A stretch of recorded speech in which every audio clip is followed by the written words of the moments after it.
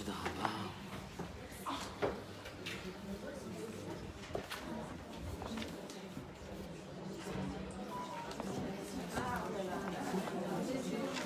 Alors,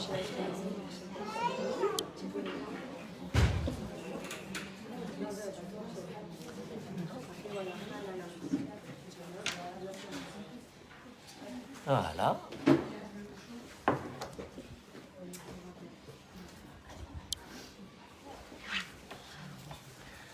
D'abord, merci beaucoup au Rav Pinto. Au Rav Pinto qui est notre Rav à nous, de nous avoir accueillis ici. Sa fille, elle est là? Non, elle est là, Sarah. Ah, c'est toi qui m'avais... Non, c'est Sarah. Bon. On a bracha et la tzlacha bezrat Hashem de toute la famille. Amen, Kenny Ratson. Je vais juste, oui, avant de commencer ce cours, de faire pour la réfoua chez Lema de Raphaël Sassi Arnold, Ben Hilda Fortuné, Max Hamouch Mordechai, Ben Rivka, Rena Ruth Bat Simcha, Chaya Rivka Bat Yehudit, Yael Emma Bat Janine Rachel, Eli Ben Ninet, Anaël Bat Nelly, réfoua chez Lema Shmuel Binyamin, Ben Céline Simcha, réfoua chez Lema Chana Yehudit Bat Chantal Dvora et Avigail Chaya Bat Levana Rachel, Leilo Nishmat Sheva Jolie Bat Nejma. Et je ne sais pas si j'ai dit la réfoua chez Lema Anaël Bat Nelly, c'est bien. Bien sûr. Chaim Meyer Mordechai Ben Rachel. Anaël Chana Rivka Bat Suzy Shoshana. Léa Batema. Shaoul Ben Khatoun. Pardon? Chaya Myriam. Maya Myriam Bat Lydia. Bishar Kol Cholei Amecha Israël. Chamouch Ben Mouna. Alors, on est dans les matinales de Ra'anana. Merci d'abord à vous tous d'être ici ce matin. Parce que le sujet que je vais aborder avec vous, c'est un sujet qui est très complexe. Mais je demande vraiment de l'écouter parce que c'est des choses qui sont difficiles. Ils sont difficiles parce que, à travers votre fonctionnement dans votre maison, vous allez déterminer quelque part le destin de vos enfants. Je pèse mes mots. Ce pas des idées que j'ai comme ça dans ma tête. Je pèse mes mots. Par rapport à ce que moi j'ai constaté depuis des années, que je m'occupe d'adultes ou d'adolescents, non mais chané, et que j'arrive à une constatation avec eux, avec elles. Ensemble, on arrive à une constatation. Que malheureusement on apporte ça, ce sont des traumatismes ou des choses qu'on apporte de la maison qui nous bloquent la vie, qui nous détruisent la vie, qui nous compliquent la vie, qui est déjà compliquée de toute façon. À Dieu ne plaise que vous pensez que nos parents sont des gens qui sont pas bien ou méchants, mais qui ne savent pas, qui n'ont pas su. Je le précise moi-même. Si j'avais eu ces cours il y a 30 ans, je n'aurais pas fait les mêmes erreurs que j'ai fait. Mais il y a 30 ans, je n'ai pas eu ces cours. Alors on nous a parlé des chidushim de Torah, et des grands chidushim de Torah, mais on ne nous a pas éduqués.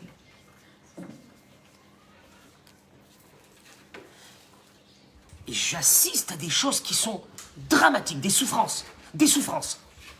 Des souffrances de personnes adultes, des souffrances, des pleurs.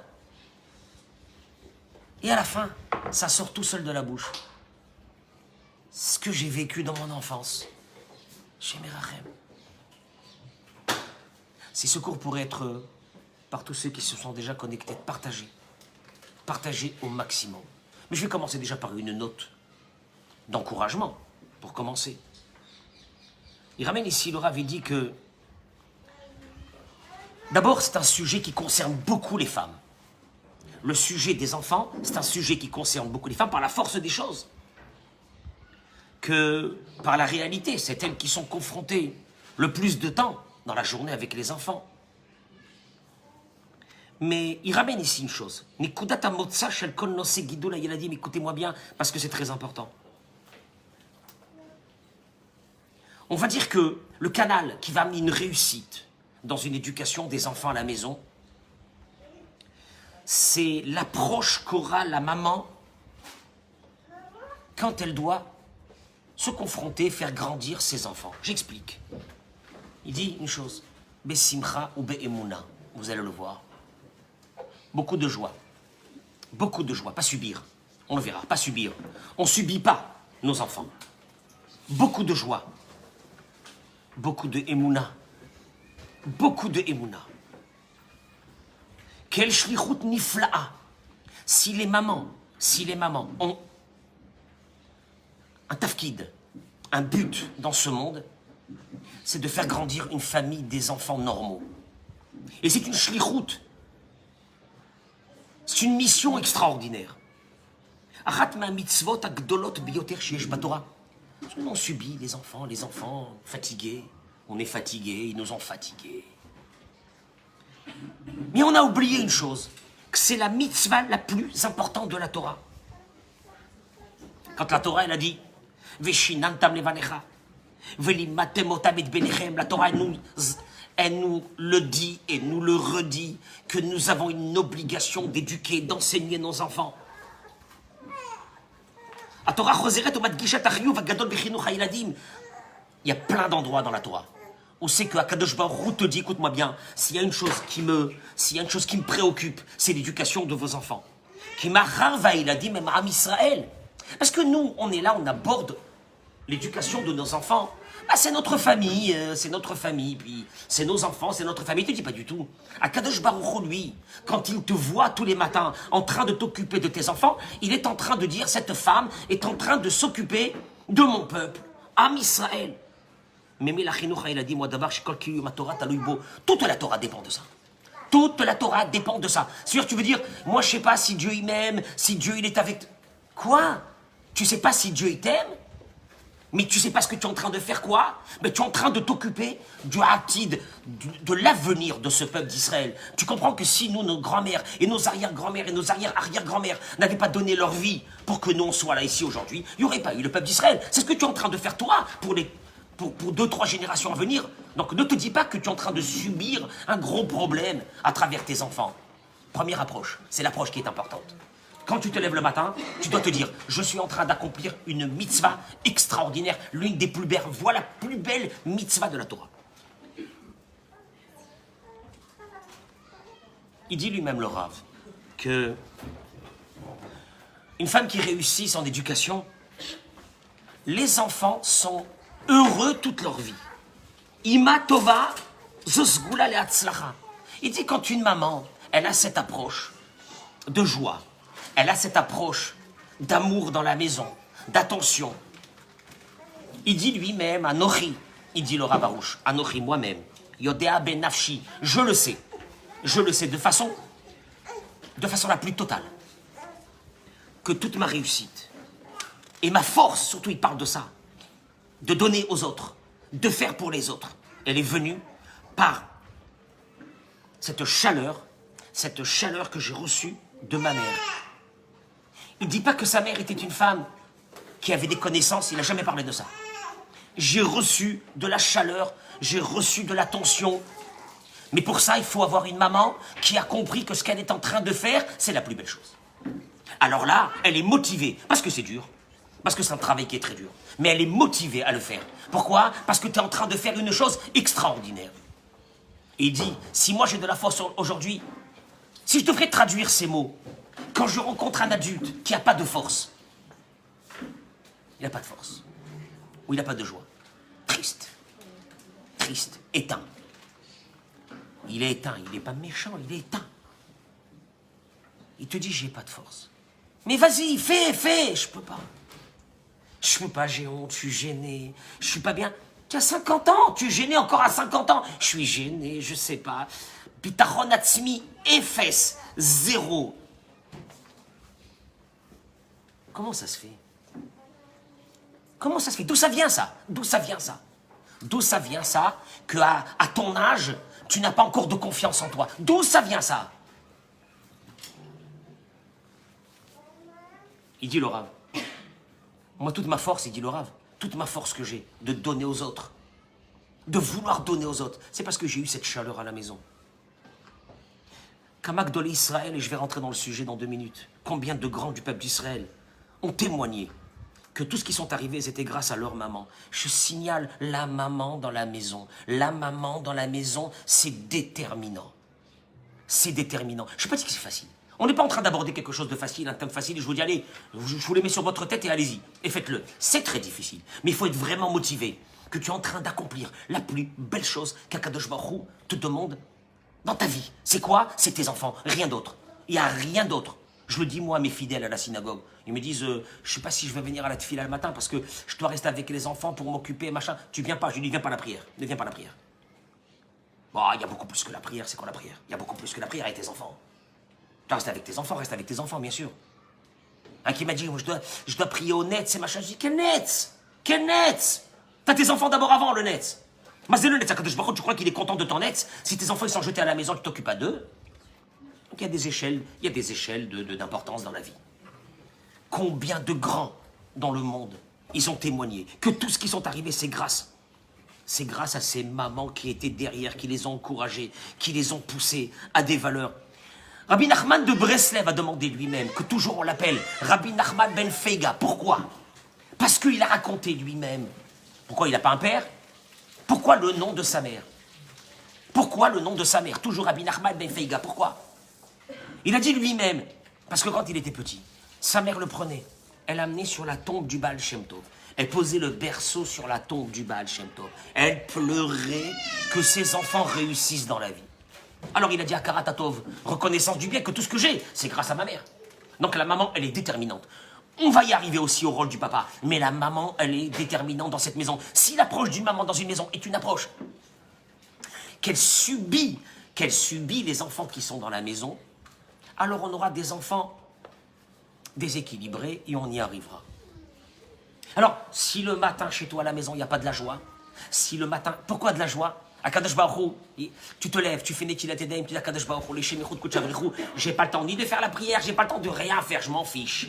Akadosh Baruch Hu, je vais maintenant me consacrer, avant que tu réveilles les enfants, avant que le balagan commence dans la maison, Akadosh Baruch Hu, je vais maintenant, dans une demi-heure, je vais commencer le travail le plus beau que tu m'as demandé, les Shemichut Kutchavrichou, c'est d'éduquer la génération qui doit venir, à être normale.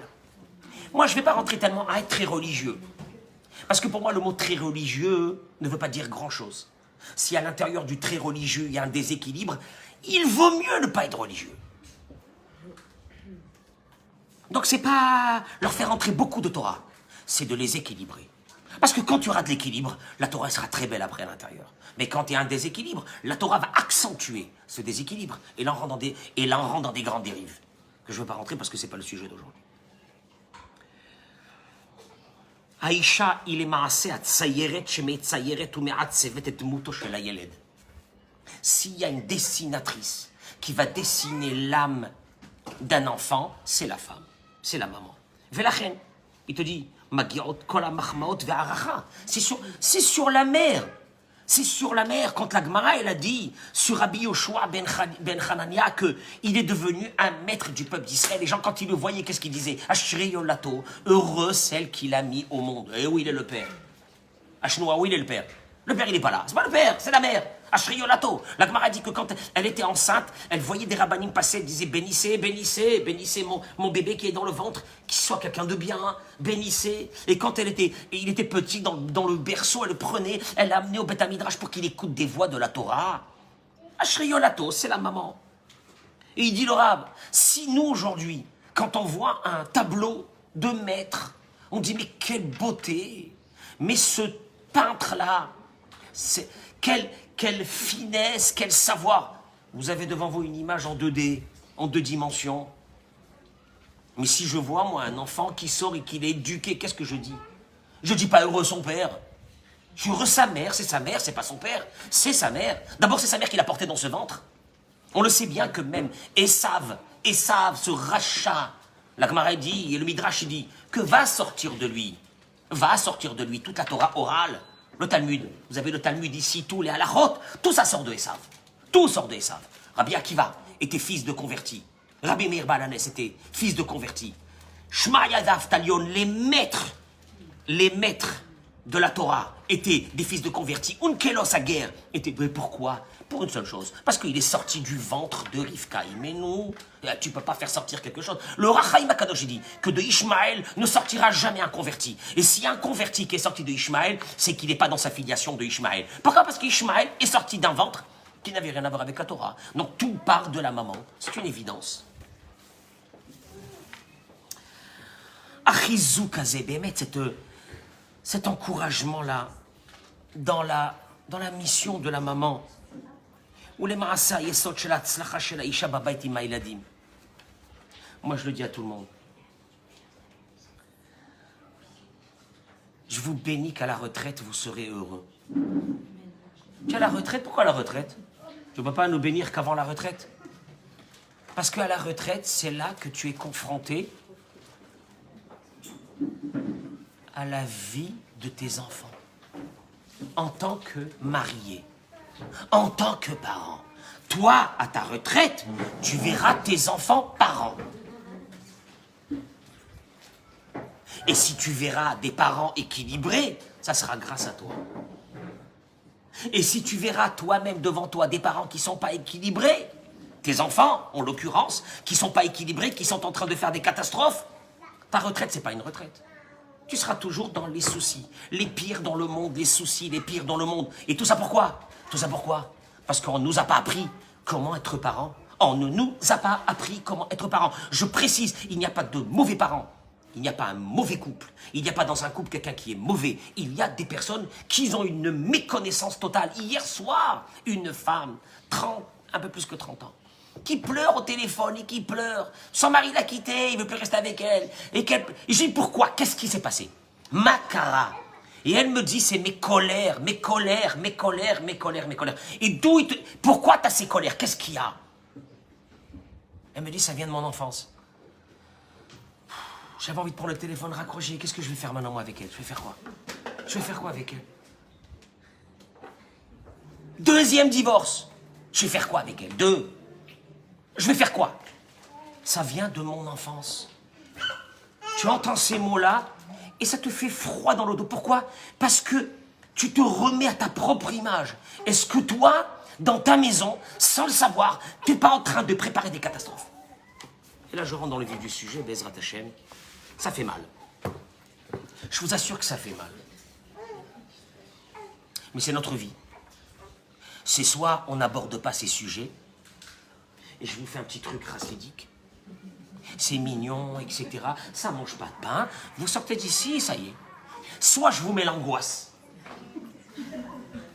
Sabine l'ami, t'es comme ça, je me suis senti pas bien. Mais demain matin, le réveil, il sera pas le même à la maison. J'ai gagné. Alors je commence. Il ramène ici le Rav une chose. Béhémet, je vous en prie. Si je pouvais, je l'aurais dit tous les jours. Si j'avais moi, il n'y a pas que moi, j'ai parlé avec des amis de mon âge. Si on avait eu ces cours, il y a 30 ans, il y a 35 ans. Khatanu avinu pashanu, sans le savoir. Parce qu'on n'a pas su. On n'a pas eu ces cours, personne ne nous a appris ça. Et là, je vais aborder une chose qui est pour moi déterminante pour nos enfants, à travers notre couple.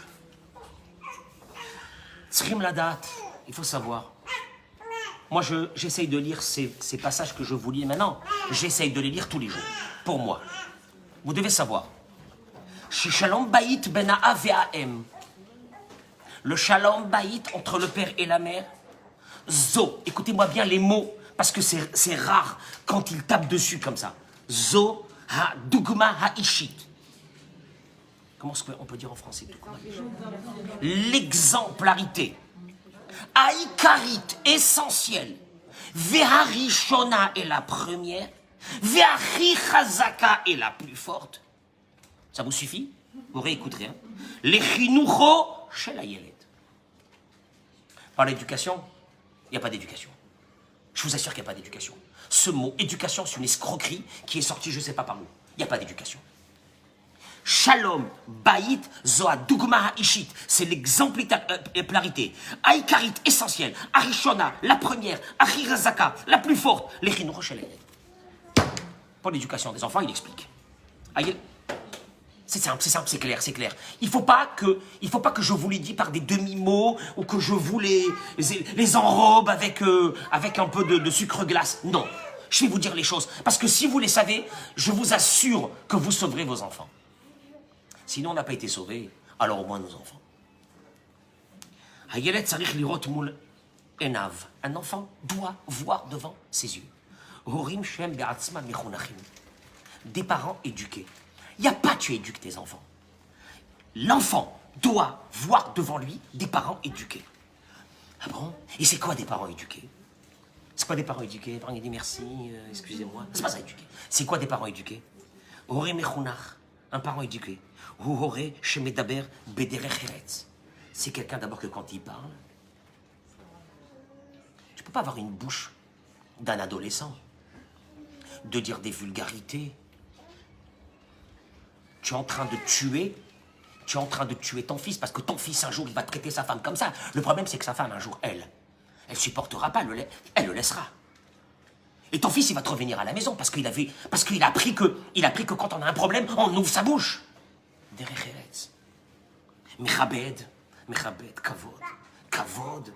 kavod, ça veut dire que l'autre existe. Kavod veut dire qu'il y a la neshama de l'autre qui est là.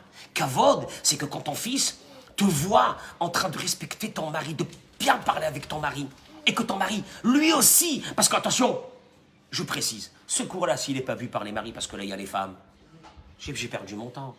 Mais mettez les maris, mais mettez-leur comme ça devant la figure, le cours, mettez-leur devant la figure le cours. Et même s'ils ne sont pas contents, c'est pas grave, on s'en fiche, vous allez sauver vos enfants. Mais il faut deux. Et là, il dit, Michabed, Omer Milim Tovot. Des mots d'encouragement le matin, des mots d'encouragement le soir, à la maison, pour les enfants, pour tout le monde. Mais Oded, il est là, il encourage. Ou Savlani Bismane Lachatz, c'est une chose fondamentale. Quand il y a un stress, l'enfant, il y a en lui une crainte, une peur qui se réveille, elle est monstrueuse. Et là, si devant lui, il a des adultes qui respirent un bon coup, c'est pas grave. Mais quand il commence à sentir ce stress-là, c'est pire que... Vous savez quoi? C'est pire que de donner à manger à vos enfants à ce moment-là. Tu prends ton fils et tu le mets dans la bouche du poison, du cyanure. Je dis, Chalichmor, comment c'est possible? C'est pas ça, c'est une maladie qui va rentrer à l'intérieur et on va le voir. Ça, après, c'est dramatique.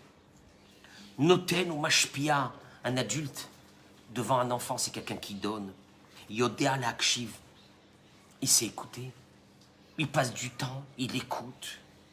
Prend les enfants, il s'assoit, il écoute. La femme, elle s'assoit, elle écoute son mari. Ils se parlent. Ils se hurlent pas, ils se parlent. C'est pas là de me crier du matin jusqu'au soir l'un contre l'autre. Ils parlent, ils discutent, ils réfléchissent ensemble. Même quand il y a des désaccords, s'il y a des désaccords, heureusement qu'il y a des désaccords. Mais on discute, on se bat pas contre l'autre. On n'est pas deux ennemis qui sont mariés parce qu'on est là, on a pondu des enfants, on n'a pas le choix, on doit rester comme ça. Alors entre-temps, c'est la guerre. Aïch le ishto, isha le baala. Une femme à son mari, une mariée. Vezeo adam mechunach, c'est ce qu'on appelle quelqu'un d'éduqué. Shemechanech be'atzmo les midotovot. C'est ça les midotovot. Les midotovot, c'est de savoir qu'on est, pas seulement qu'on est observé, on est analysé. Tu peux pas faire ce que tu veux dans une maison. Parce que les conséquences vont être dramatiques et on le voit tout de suite. Yeladim shorim et akavod adadi.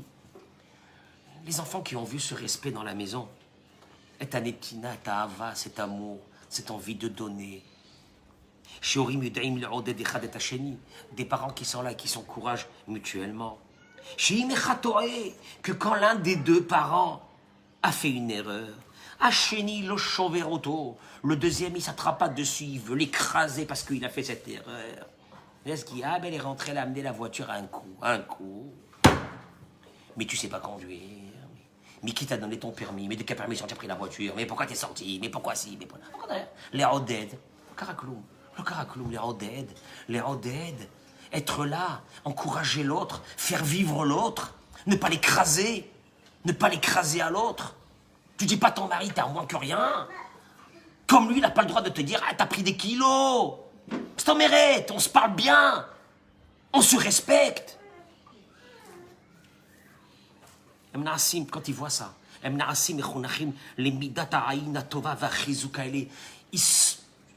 ils sont éduqués à ça. Ils sont éduqués au respect de l'autre, à un bon œil vers l'autre, à avoir de la patience vis-à-vis de l'autre. Ça vient pas comme ça vient pas tout seul. C'est parce qu'ils ont vu ça chez leurs parents.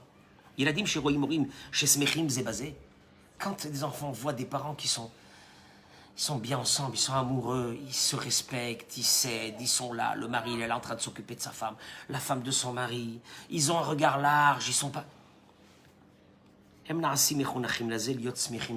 Ce sont des enfants que quand ils vont quitter la maison, ce seront des enfants qui auront la joie de vivre. La joie de vivre.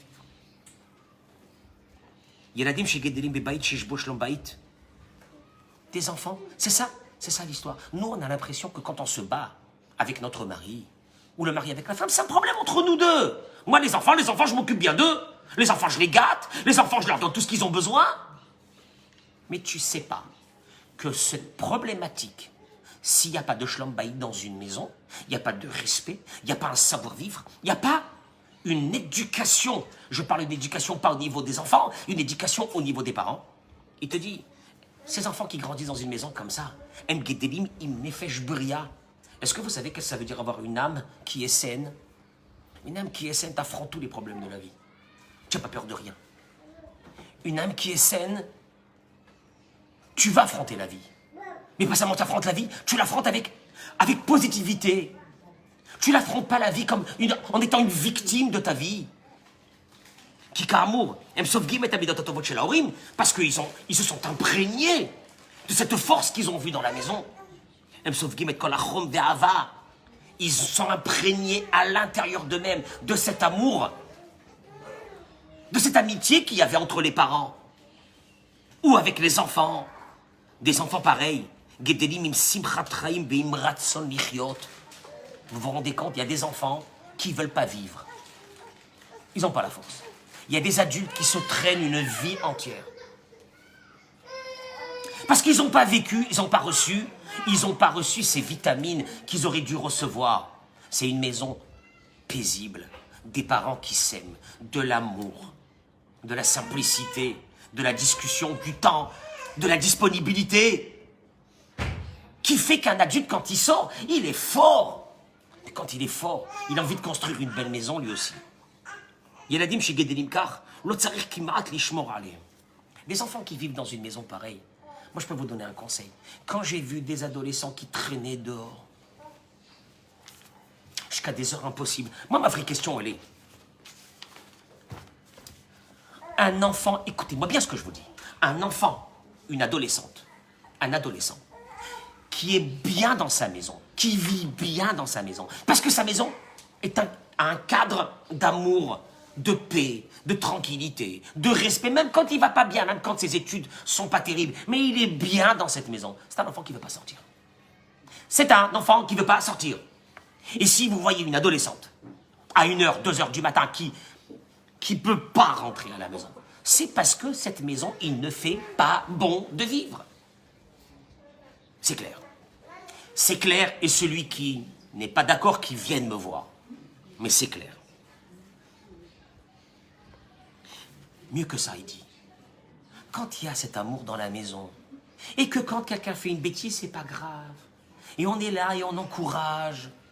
Oui, on explique pourquoi la bêtise, elle est pas bien. Mais il n'y a pas d'agressivité. On brise pas la personne qui a fait une bêtise. Mais au contraire, on l'encourage à faire du bien. Il te dit, ces enfants-là, même quand il arrive, qu'ils ont fait de mauvaises rencontres. Parce qu'ils peuvent faire de mauvaises rencontres avec des adolescents ou des adolescentes qui sont dehors. Ils peuvent faire des mauvaises rencontres. Il te dit, un enfant qui a construit une positivité dans la maison, il verra devant lui que l'adolescent qui est en face est dans une grande négativité, il va se méfier de lui. Je peux vous assurer que je l'ai vécu dans ma propre vie, où j'ai eu des amis, et j'ai senti tout de suite une alarme. Il n'est pas net, le mec. Il n'est pas net. Je me suis éloigné. J'étais jeune, je me suis éloigné. Il n'est pas net. Parce qu'à la maison, j'ai reçu une construction. Donc déjà, parce qu'après un adolescent, tu lui dis, mais pourquoi tu sors avec ce... Mais qu'est-ce que tu traînes avec celui-là? Il te dit, qu'est-ce qu'il a? Il est bien. Comment il peut te dire qu'il est bien? Il y a un problème. Chez nous, la maison a été un endroit où on donne à manger. On douche, on dort, on fait les devoirs et on s'en va. Ça osé. C'est pas une maison. Les Oumatato, Vator, Shebabaïtem, mais chaque fille, autre chose, très importante. Comme ils sont bien avec les parents, comme ils savent que les parents, il y a beaucoup d'amour, il y a beaucoup d'amour, il y a beaucoup de patience. Quand il leur arrive quelque chose, ils viennent tout de suite le raconter aux parents. Il y a des enfants qui sont comme ça avec les parents, ils racontent aux parents. Des adolescents qui racontent, des adolescentes qui racontent. Chez nous à la maison, je me souviens, mes filles étaient à Betrana, elles venaient nous raconter ce qui se passait. Elles venaient nous raconter tout. Moi, j'ai pas fait grandir mes enfants dans une école haridite, j'ai pas voulu. Et parce que l'éducation, c'est à la maison. Et je voulais pas donner mon éducation dans les mains de personnes qui sont pas compétentes.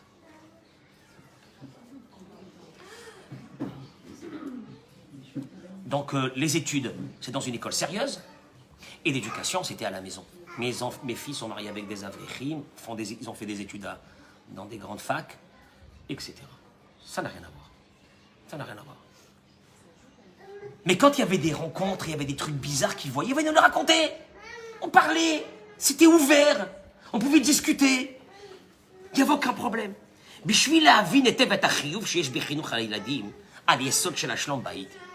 te dit, vous savez, pour vous motiver à ce que ça veut dire, vous devez sortir d'ici aujourd'hui en vous disant, je dois sauver mes enfants.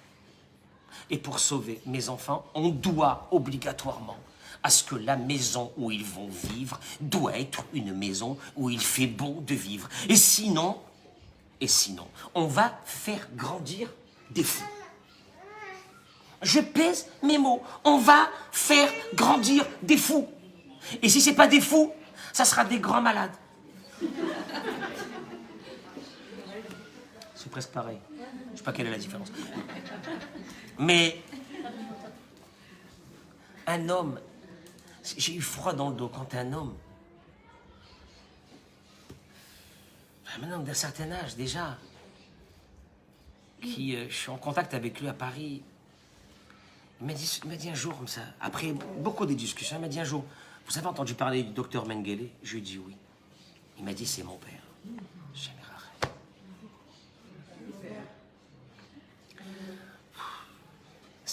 c'est mon père. Moi, je suis sûr que son père n'était pas quelqu'un de méchant.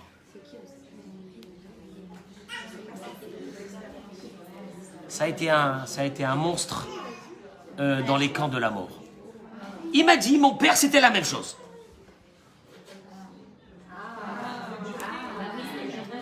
Oui, bien sûr que non, c'est pas son père.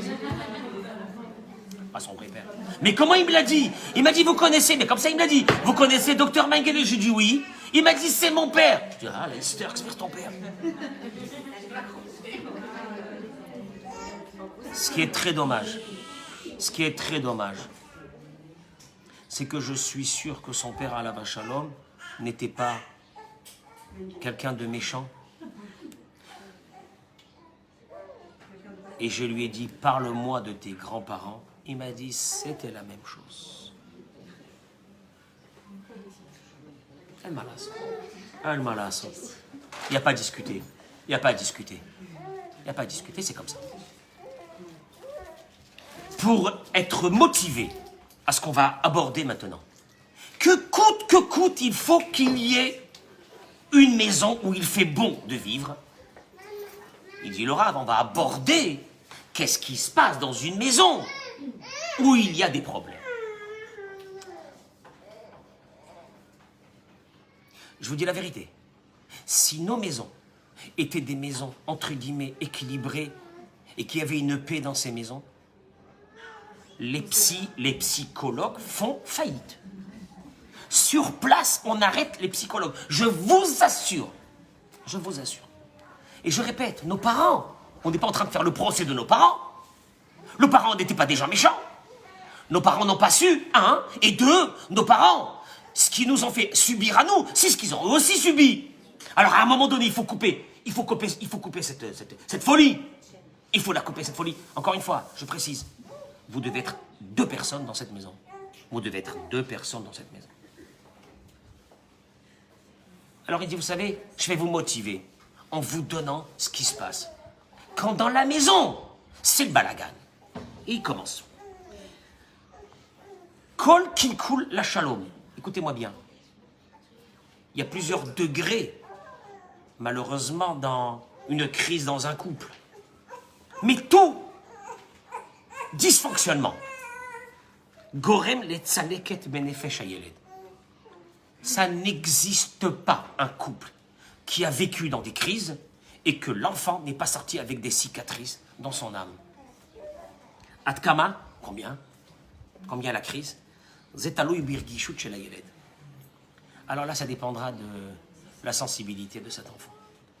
Il y a des enfants qui vivent dans une maison où il y a une crise, mais tu la vois pas.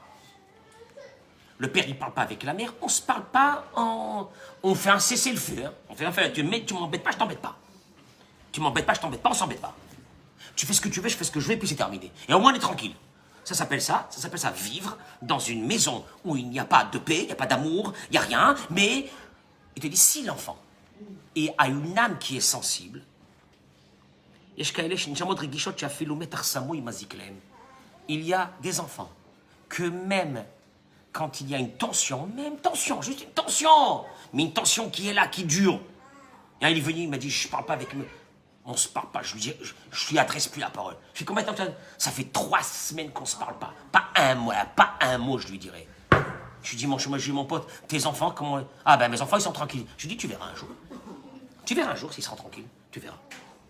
ויש נשמות שמריבות קטנות יכולות ליצור בנפשם צלקת. Il y a des enfants que des disputes. Et là, il a dit une chose terrible, Bavarou, chez Kolsouk, chez le Choser, chez l'Ombaï, n'importe quelle sorte. N'importe. Tu l'as dit, celle qui est froide, la guerre froide, le balagad, les cris, dans tous les cas. Il te dit, Gorem, les bayot, nafshiot, la yeladim. Tu es en train de mettre une maladie dans l'âme de tes garçons et de tes filles. Point. Terminé. Je vous assure une chose. Hein. Je vous assure une chose. C'est que vos enfants, dans 20 ans, ils pourront vous rappeler chaque bagarre et chaque cri et chaque moment. Depuis l'âge de 3-4 ans, ils se rappelleront. Gorem, sa cause, bayot, nafshiot. Tu auras des enfants avec des problèmes psychologiques, traumotes, pas besoin de traduire, tsalakot. Tu sais que ça veut dire une cicatrice. Machalot nefesh, des maladies de l'âme. Et malheureusement, combien de fois on va rencontrer, moi le premier, je vois des personnes qui arrivent, je le vois, ils se traînent, il est comme ça, il se traîne. J'ai mal au cœur. Je me dis qu'à savoir qu'est-ce qu'il a vécu quand il était petit. J'ai mal au cœur. Alors j'essaye, je le prends. Et tu vois, il y a certains, même déjà âgés, tu les prends dans les bras, tu les serres. Parce que moi j'ai l'habitude de faire ça beaucoup avec mes élèves. C'est comme ça que je me suis habitué. Je serre, j'embrasse là. Et je serre. Et tu vois que c'est des gens qui sont en manque, qui n'ont pas eu ça. C'est quoi cette vie? Passer une vie dans ce monde pour ça? Ça vaut pas la peine de vivre.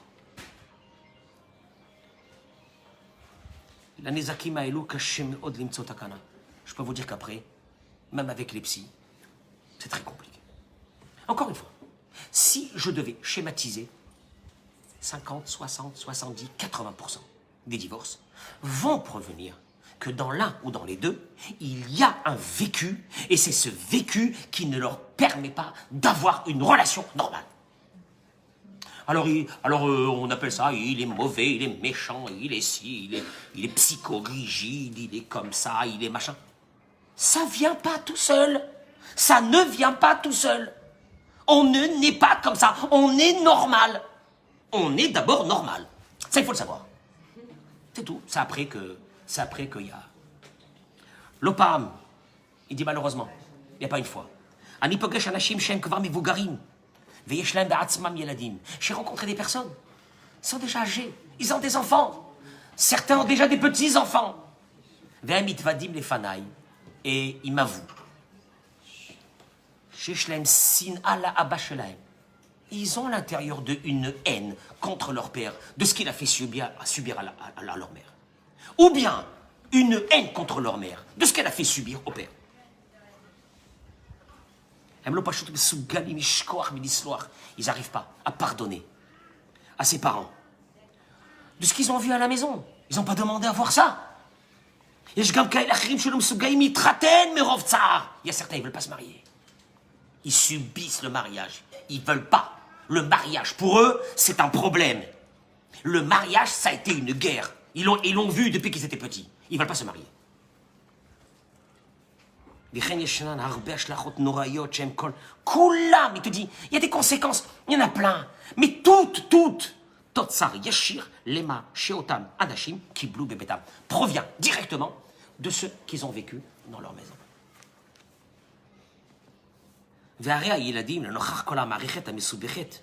Quand ces enfants y vivent dans ce système, dans cette maison, la marotte, amavilim shemroim, surtout quand ils sont petits et qu'ils voient des cris, des hurlements, des trucs qui se cassent dans la maison. Et surtout quand l'un menace l'autre, je vais te quitter. Maintenant, il y a des petits. Pour un petit, sa maison, c'est sa vie. S'il n'a pas sa maison, il veut mourir. Il entend ses parents dire « Je te quitte, j'en ai marre, je m'en vais, je te divorce. » Et lui, il est là. Il est mort. Lui, à ce moment-là, il est mort. Lui, à ce moment-là, il a envie de mourir. Non, on ne se rend pas compte. Mais qu'est-ce que je lui ai fait? Je lui ai rien fait, moi. Je m'occupe de lui. Il sait bien combien je l'aime. Ça n'a rien à voir. Il est mort. Lui, sa maison, il n'y a plus de maison. Un enfant comme ça, toute sa vie, il vivra dans la crainte, dans l'angoisse. Il sera un angoissé. Il deviendra fou pour chaque chose. Parce qu'il a vécu les traumatismes quand il était petit. Vezegorem la yeled, nenzakim bilti afichim. Moi j'entends ces mots, je suis découragé. Ça cause à un enfant des dégâts irréversibles. Alors qu'est-ce qu'on fait? Bémet, zenora ve'ayom. Zenora ve'ayom. Zenora ve'ayom. Tu dis c'est pas possible. Et encore, Baruch Hashem, il y a ici pas mal de jeunes. Vous avez encore la chance qu'ils sont encore petits, vous pouvez tout changer à la maison. Tout changer à la maison.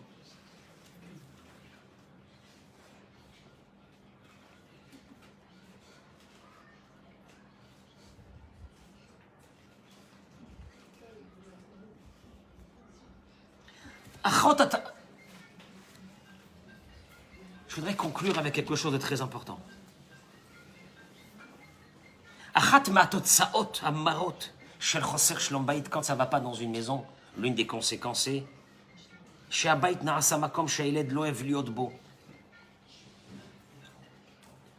un endroit où il ne veut pas rester. Il veut sortir toujours de la maison, il ne veut pas rester dans la maison.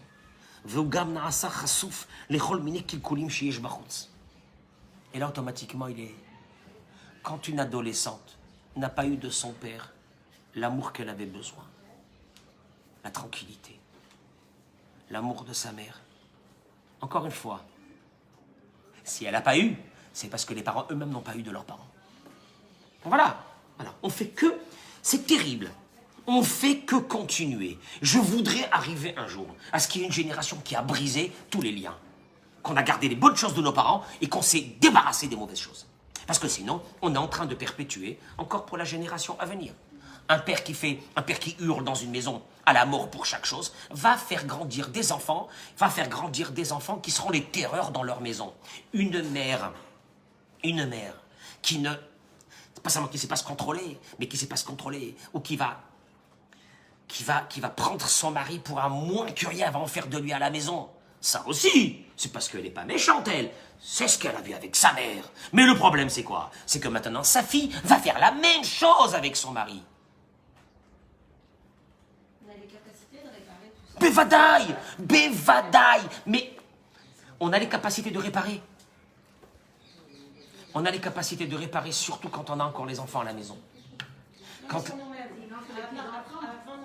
Mais bien sûr, mais première des choses, celui qui sort d'ici avec l'idée de ce que je viens de dire, qu'un enfant qui vit dans une maison où il y a des cris, des hurlements, de la violence verbale, et malheureusement des fois de la violence physique, va sortir fou. Si déjà tu le sais, je te jure que tu feras. Tu sais quoi? Tiens ton mari. Viens, on regarde ça. Parce que je vais vous dire une chose. La facture, elle est énorme à payer. Mais quand je vous dis énorme, je garderai ce cours, que vous le reverrez dans 10-15 ans. Et vous vous direz, est-ce que j'ai un seul mot de ce que j'ai dit aujourd'hui? J'ai exagéré, parce que je me suis envolé dans une prose lyrique ou quelque chose comme ça. Vous allez le voir. Vous allez le voir vous-même. Tous les cas de divorce que moi je traite, ou de schlombait, tous les cas, il n'y a pas encore un. J'aurais bien voulu que quelqu'un me dise, moi, c'est à la maison, c'était le top avec mes parents, exceptionnel. C'est moi qui tout seul dehors, je suis devenu fou. Moi, j'aurais bien voulu voir ça. Ah, dehors, je ne sais pas ce qui m'est arrivé. Je voudrais voir ça. Il n'y a rien à faire. Le problème, il est le suivant. Toi, tu crois que ce que tu as vécu chez toi à la maison avec tes parents, c'est un mode de vie normal. Or, toi-même, tu es en train de subir certaines choses que tu as dû vivre dans ta maison.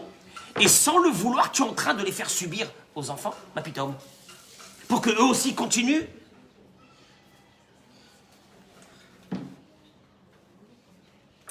Une maison, c'est qu'il y a de la joie. Une maison, c'est qu'il y a de la joie. Une maison où les parents sont joyeux. Ils sont joyeux. Tu sais pourquoi ils sont joyeux? Parce qu'ils sont contents que le soleil brille le matin, que les enfants se sont réveillés en bonne santé. Ils sont contents de rien. Ils sont contents comme ça. Parce que Baruch Hashem, ils sont en bonne santé. Ils se sont levés le matin. Tout le monde va bien. Tu fais grandir dans cette maison des enfants contents. Des parents qui ne sont pas contents de rien parce que rien ne les contente et qui sont toujours en train de regarder les autres. On fera sortir des enfants qui seront tristes et envieux. C'est clair. C'est tout. C'est... Encore une fois, ce que je suis en train de vous dire, c'est ça l'éducation. Il n'y a pas d'autre éducation. Mais la première c'est ça, mais c'est la plus dure, celle-là. Parce que nous, on aurait bien voulu une éducation où on éduque nos enfants. Mais moi, je ne peux pas changer, c'est compliqué. Moi, avec mon mari, déjà, il m'a pris la tête, c'est compliqué, je ne peux pas changer. Moi, je suis comme ça, j'ai mon caractère, je ne peux pas changer. Mais c'est ça l'éducation, il n'y a pas une autre éducation. Ça fait peur quand on entend ça. Et combien de fois, moi, j'ai vu des enfants qui ont dit à leurs parents, c'est à cause de vous. Ça, c'est encore des enfants qui ont une certaine horma et qui ont dit aux parents, si on en est là aujourd'hui, nous, dans notre couple, c'est à cause de ce qu'on a vu chez vous à la maison. Ça, c'est déjà des enfants qui ont encore une chance de s'en sortir. Mais ceux qui, pour eux, ce qu'ils ont vécu chez eux à la maison, c'est le mode de vie dans lequel on doit être, il n'y a rien à faire. Il n'y a rien à faire. Même avec la meilleure des volontés. Je pense que c'est à peu près la même question que nous. Si on n'a pas reçu Birkal, même si on se travaille toute notre vie, est-ce que vraiment un jour on peut réussir à en fait, créer un truc de nulle part? Oui. Ah oui. Donc on l'invente, on le fait. Non. Créer de nulle part, c'est très dur. De nulle part. Si c'est de nulle part. Si c'est un enfant... Modifier. Oui, alors je vais vous dire une chose. La première base du changement. Vous savez c'est quoi la première base du changement? Par exemple, celle d'aujourd'hui. Prise de conscience que les bagarres, que le manque de shlom baït, que pas de respect, que pas d'amour, que pas d'encouragement, c'est ce qui va causer de graves problèmes à nos enfants. On vient d'apprendre quelque chose ce matin déjà. C'est énorme. Alors, je vais pas dire qu'on va changer complètement, mais déjà une chose. Déjà une chose. Vous savez, je vais vous dire, on peut pas tout faire, mais déjà une chose. Commence à réfléchir avec ton mari. Voilà ce qu'il a dit. C'est pas ce qu'il a dit, c'est la réalité. Il ne l'a pas dit, le Rav, c'est pas ce que je dis, moi, c'est la réalité. On fait quoi? Tu prends ton mari, tu t'assois, vous regardez le cours ensemble, et tu lui dis, on fait quoi? Allez, qu'est-ce qu'on fait maintenant? Les parents entre eux, ils peuvent prendre un projet. C'est ça. C'est justement ce que je suis en train de dire. Vous regardez ensemble ce cours, et tu dis, regarde, est-ce que tu veux qu'on prenne une décision pour qu'un jour, nos enfants, on peut les marier et être tranquille. Ou bien on va souffrir le martyre. On va faire quoi? C'est un peu utopique. Non. Non. Quand on part de loin, c'est un peu utopique. C'est un travail à vie. Les enfants, ils ont le temps de grandir et on améliore les choses. Mais arriver à... Voilà. Ça prend des années. Si demain matin, dans une maison où quand on se lève le matin, il y a la coutume de hurler, de stresser, de crier, de machin. Vous prenez un matin où il n'y a rien, petite musique de fond, les enfants ils crient. Eh, ma parole, vous allez voir le changement dans la même journée chez les enfants. Qu'est-ce qui... Je suis sûr qu'un il va dire à l'autre qu'est-ce qu'ils ont. C'est chelou. Ah, vas-y, montre à chaud. Je termine par une petite chose, mesdames, qui est très importante. À Moussag, je termine par une chose. Pour moi, c'est vraiment la chose la plus importante. Il y a, c'est pas un proverbe, une adage qui dit que Beti Miftsari, ma maison, c'est ma forteresse. Une maison, c'est une forteresse. C'est pas des mots qui veulent dire une forteresse. Vous voyez une forteresse devant vous au Moyen-Âge. C'est pas ça une forteresse. Une forteresse, la définition de forteresse, c'était ceux qui étaient à l'intérieur de la forteresse se sentaient en sécurité. Il explique et il dit, ça c'est déterminant pour les enfants. Abaït, boy, il est de Gadel. Pour nous, une maison, on rentre, on sort, on va au travail, on revient. Mais l'enfant dans la maison où il grandit, Pshuto kemashmao beto, c'est sa maison, c'est sa vie, c'est son univers. Il va à l'école, il revient, son univers, c'est sa maison. C'est son monde à lui, voilà. Nous, on a d'autres mondes. On a le travail, on a les amis avec qui on sort, les voyages, le machin, le boulot.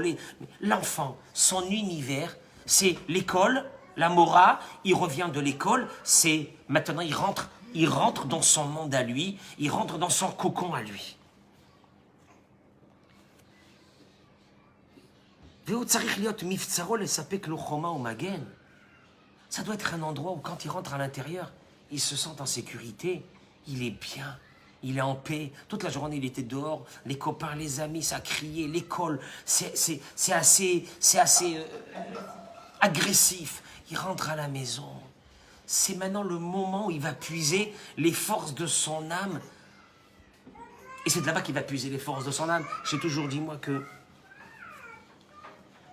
Je me souviens que quand j'étais jeune, j'avais peut-être 25 ans, et comme j'ai une voix qui est assez forte, ça crie. Les gens qui me disent tous les matins ma femme me met, j'écoute dans toute la maison, ça crie, ça hurle. Bon, j'avais une voix encore plus forte. Et Rav Citruc, il m'avait pris en tant que Chazan pour Rosh Hashanah et Kippour. Et souvent, je passais Rosh Hashanah avec lui et Kippour aussi. J'étais son Chazan. Et je me rappelle qu'une fois, je suis arrivé, la première fois, je suis arrivé, et j'ai jamais fait, enfin j'ai fait Chazan un petit peu comme ça, machin. Et je me suis retrouvé dans une salle, il y avait 800 personnes. J'ai fait Shema Israël. Vous pourrez parler devant 800 personnes. Chanter devant 800 personnes. Il y avait un là-bas, il m'a dit, qui a une belle voix. Enrico, il était avec nous. Il m'a dit, ça va, tu as une belle voix. Mais 800 personnes, tu fais comment? J'ai dit, je pourrais pas. J'ai senti un blocage. D'un seul coup, c'est sorti de mon subconscient. Que ma mère, elle me disait tout le temps, mon fils, tu as une très belle voix, chante. Et j'ai entendu ces mots à ce moment-là. Ça m'a donné de la force. Je suis parti. Tu puises dans ta vie, tout, c'est les voix qui y a à l'intérieur de toi. Les voix qui y a à l'intérieur. Je vous assure que même aujourd'hui, jusqu'à aujourd'hui, quand mon père m'appelle, à 83 ans, il est à Paris, il me dit le cours d'hier. Mon père, c'est un Talmid Chacham, il a écrit des livres sur la paracha. C'est un grand Talmid Chacham. Mais à mon âge, je suis grand-père, ça me donne du courage. Quand ma mère, elle me dit, vous vous rendez compte? Alors il dit, je termine avec ça. Cette maison, elle doit lui. Cette maison, c'est là-bas qu'il doit puiser là-bas ses forces. Ça doit être un endroit où il est bon de vivre. Il doit être bien dans cet endroit.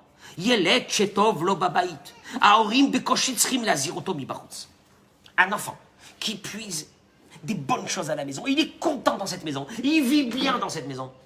Il adhère aux idées de la maison. Tu n'as presque pas besoin de l'avertir sur ce qui se passe dehors. Et je peux vous l'assurer que je l'ai vu en tant qu'éducateur pendant 25 ans avec des élèves qui venaient de toutes sortes de familles, religieuses, traditionnalistes, etc.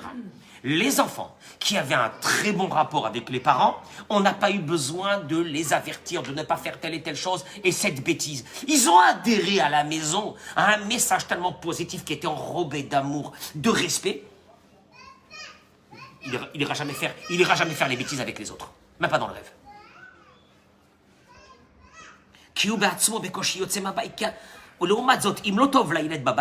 Quand un enfant il n'est pas bien en l'intérieur de la maison, combien que vous pourrez l'enfermer dans cette maison, ça ne servira à rien.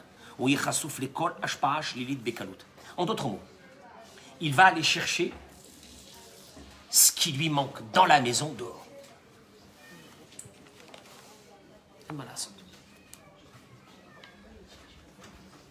Je voudrais faire, je ne suis pas sûr de ce que je vais dire. Je le mets avec un point d'interrogation. Mais quand je vois une adolescente dehors qui est affamée d'amour, d'attention, plutôt d'attention, pas d'amour, d'attention, parce qu'une adolescente, c'est pas une femme, d'attention, affamée d'attention, il y a une carence énorme, déjà, mais le pire, de la part de son père. C'est dramatique. Un enfant qui a l'amour qu'il a besoin à l'intérieur de la maison, il a besoin de personne. Il est bien dans sa tête, il est bien dans son corps. Elle va faire ses études. Elle a besoin de rien. Elle est concentrée jusqu'à... Ah, et chez moi à la maison, ils se sentent tellement bien que...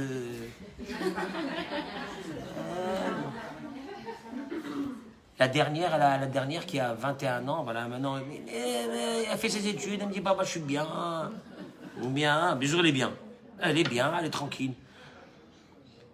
Ils n'ont jamais eu besoin, mes enfants ont vécu dans une école où c'est qu'il y avait les garçons qui attendaient en bas les copines, mes filles n'ont jamais eu besoin d'aller chercher un copain.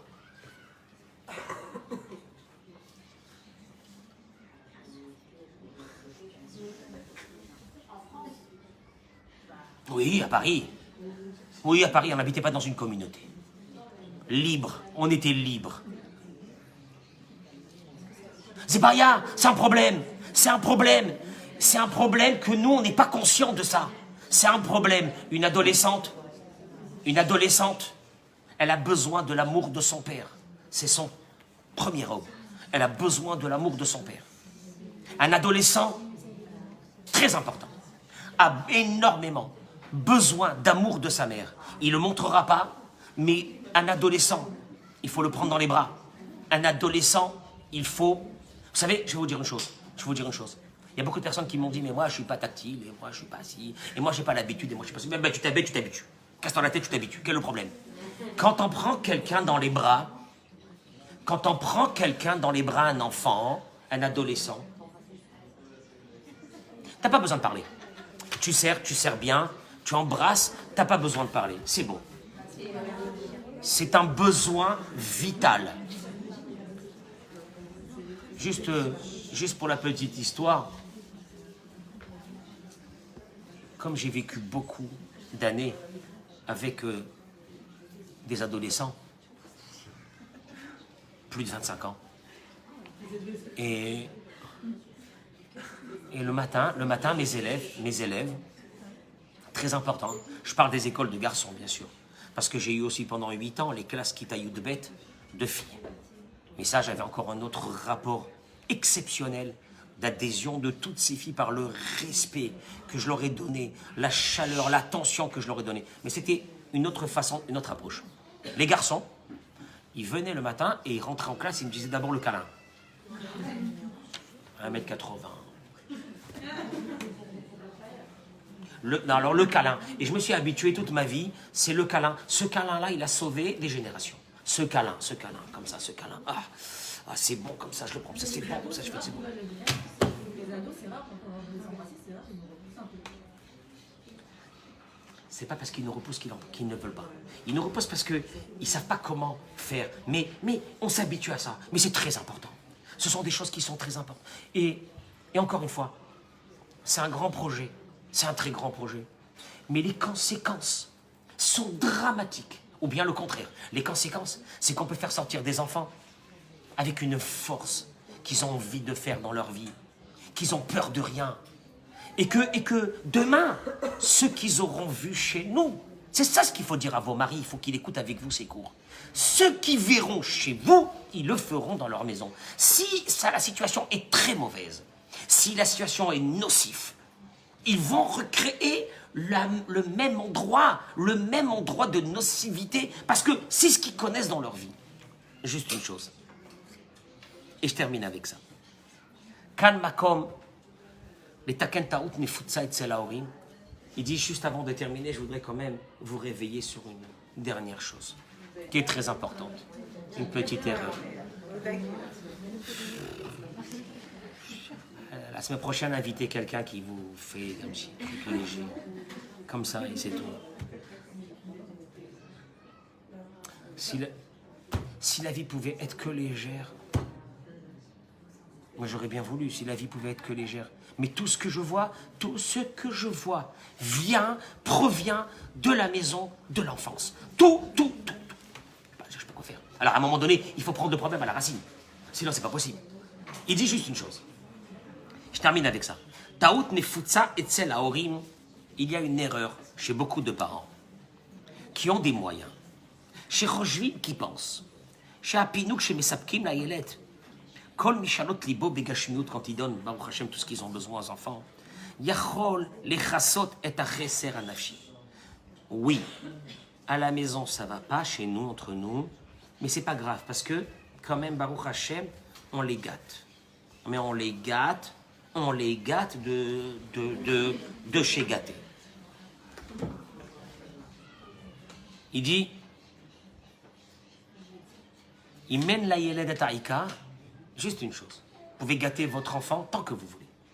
Mais si l'enfant n'a pas l'essentiel, Shalva, une maison calme, une maison où il n'y a pas... On est tranquille, quand on rentre, on sait qu'on est tranquille, il n'y a pas de cris, il n'y a pas de hurlement, on est tranquille. Shalom.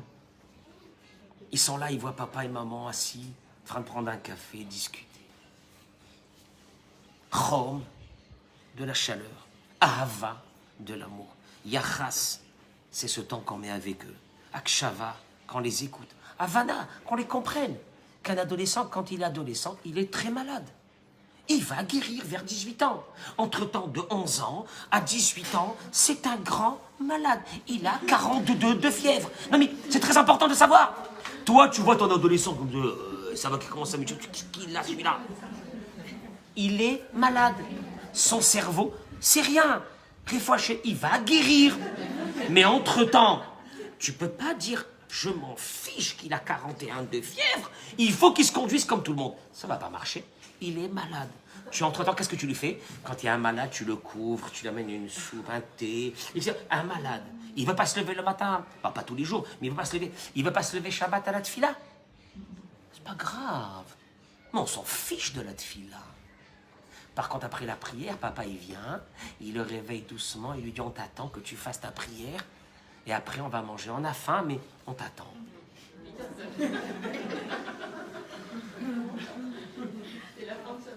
Parce que... Le rachou. Pourquoi? Parce que ce respect, ce kavod qu'il a besoin en tant que malade, va faire de lui que cette maladie va s'écourter dans le temps. Confrontation avec un malade n'amènera jamais rien. Ça, il faut le savoir, c'est clair. Mais ce n'est pas le sujet d'aujourd'hui. Et il dit que s'il n'a pas tout ça, à quoi ça sert tout l'argent? Tout ce que vous allez lui donner, il dit pire que ça. c'est qu'en donnant des moyens à des enfants qui n'ont pas l'essentiel, ils iront donc avec ces moyens qui sont beaucoup plus puissants aller chercher ce qui leur manque dans un endroit très mal où ils ne seraient pas partis s'ils n'avaient pas eu cet argent. Donc on n'a rien gagné.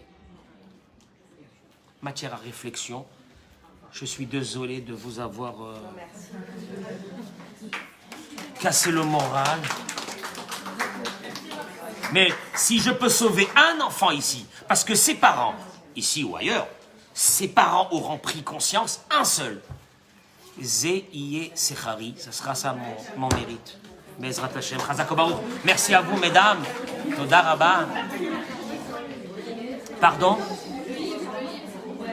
Ah, il y a plusieurs. Il y a Chinour Be'ava et il y a Chachmot Nashim. Chachmot Nashim. Et oui, bien sûr, bien sûr. Bien sûr. Chazak Baruch, mesdames. Toda Rabba.